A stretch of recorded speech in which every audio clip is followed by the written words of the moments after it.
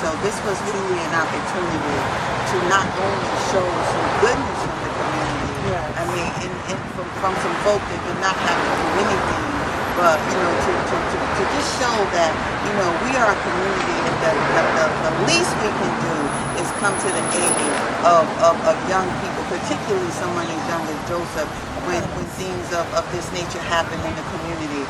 And so, I just wanted to hold this press conference to talk about, across the city, people are doing good things on a daily basis that you, the media, don't know anything about, impacting the lives of families, and they're impacting the life of someone, but you, the media, don't get to hear to hear about that stuff. And so I just didn't want another day to go by without acknowledging that when this young man was a victim in a violent crime in this neighborhood, that two of my street outreach workers, they work in the neighborhood, they were on the scene the day of, and so even though he's not of our age group, they didn't stop there. They didn't just write a report and say, this little boy is not of our age group. They went to the hospital, as they always do. They came to meet this little young man, and at the point in time that they met this young man, he said some things to them. First, he said to them that, he lost his sneakers. Those sneakers might not have been important to you and I, but they were certainly important to him. Yeah. And, and so... But why does it take this? Okay, let me finish, baby. So he, so those sneakers were important to him. And so that was the first thing. Then they talked to him about, I guess, what he wanted to do. And he said, I want to play football. But you know what? My mom can't afford it, so I want to play football. And then the next day we came back, he said, my bike's gone. Someone took my bike, the day that this happened. And so, we began to think about how we could restore not only some hope for this little guy, but restore some things that were important to him. And through this community process, we're not able only to restore hope, some faith, give him some of his things back, but these guys, he now see a community that, is showing him some love, and that's what we ought to be doing every day. And I have something to say. The whole time, the only thing I was ever asking for was security to get out of here, and no one wanted to help me. No one at all.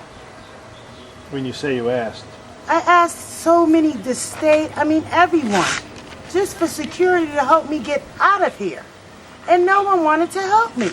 And can I get help now? And so part of what we will do with her is we will work with her to at least try to make sure she can move forward in those things that she had already had in place. And we do that as an agency with everybody. And Miss Leah know us, and she she know that we are good about our word. And so on that note, I just like to. Does Joe have anything to say? Yes, I want to hear from Joe. I want to hear from you too. do you want to speak, talk Joe? about How do you feel about this? How you feel about the people that came to your aid and helped you out? Tell them about your dream about playing for your favorite team. Good. About what? Feel better about it. Who helped you? Who else? I'm not the only person that helped you. Baby. Who else? The Steelers? Yes, definitely. And wait the bite. The day that I came in contact with this young man after the shooting, I walked into his room, and the first thing he said was, "Mr. Trent," and he's a generous kid. He speaks, Mr., Miss, yes, sir. And he said, "Mr. Trent, I want to play for the Steelers. Could you get me on the Steelers team?" And of course, the first person I thought about was Mr. Dana Griffin and Lytel and the other people that's connected to this organization and this great football team. And I invited them over later on that day, and they came over, and they signed the kid up for the team, and he's now going to be playing for the team, his dream team, which is the New Haven Steelers. Thank you. Joe, why do you like the New Haven Steelers? Because they're a good team. Do you like the Pittsburgh Steelers? Joe, many people say that you're one of the bravest kids in Connecticut, if not the country. What's your response to that? I think it's true. Tell us why. Talk about the situation when it happened. Describe what you felt and what you did. When people said what I felt, I didn't think it hurted.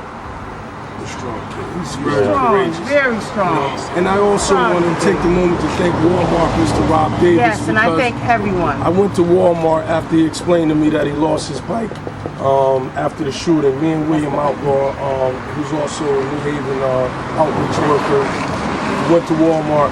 Mr. Rob Davis, who's the manager out there, without hesitation, you know, he gave up a bike. He said, Trent, go pick out any bike you want. And I grabbed the most expensive bike I could find. And, you know, just the joy on Joe's face when I walked through the door and he seen the bike was, you know, something I'll carry for a lifetime. And, you know, it's very rewarding and refreshing to be able to do this and to help out in the community. You know, these kids are our future. You know, we're not going to give up on this young man or the young man, you know, that's out here breaking the laws. You know, we as a community have to wrap around these kids and connect them with the resources to get them in place and get their life in order. And we let the state and the prosecutors and the judges deal with the criminals, but we're here for kids like this.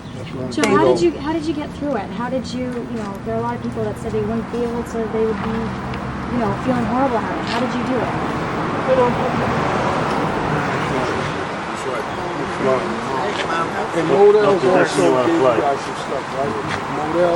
Modell's also gave this young man some gift cards, so we like to thank Modell's. Thank you. And they gave him also some cleats or something like that, some Thank sneakers you, and Modell. stuff like Okay. that. He also has his bike right here that Walmart gave him. Oh, man. I didn't know about any of this. You know? This is his bike right here. Thank you. I appreciate everything from everyone. So, Leah? Do you think you're going to have to contact son to let him ride? I don't know. He doesn't even want to come outside. He's traumatized. So I'm going to keep him inside. You feel it will be important at some point to get him out again? Yes, of course. And we're going to get him help and everything. Yeah, we're Leah? gonna Yeah. get him some counseling. Because he's traumatized. Of course, he's only a kid.